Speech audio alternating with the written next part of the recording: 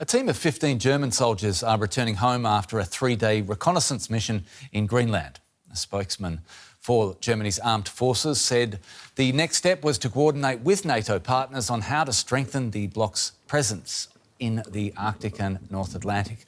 8 European NATO allies deployed troops to the autonomous Danish territory. Donald Trump has responded by threatening to increase tariffs on the countries involved in the mission.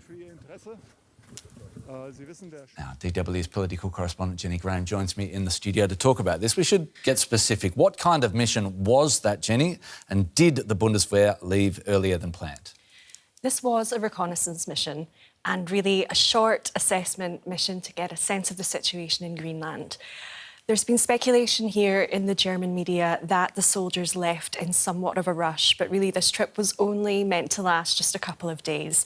There was always the option to stay a little longer if that was required, but we have not had any information to suggest that they left earlier than planned. It's important to stress that, but there was, as I said, the option to stay longer if the situation demanded it. Right. So Germany, France and 6 other European countries have published a joint statement underlining the mission poses no threat to anyone, obviously aimed at President Trump. What do you make of this wording?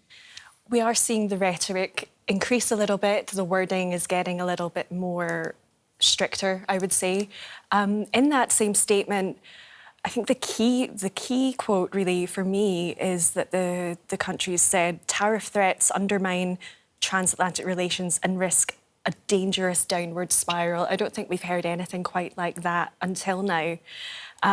They have talked a lot about protecting Greenland's sovereignty, Denmark and Greenland being part of Denmark, also being part of NATO.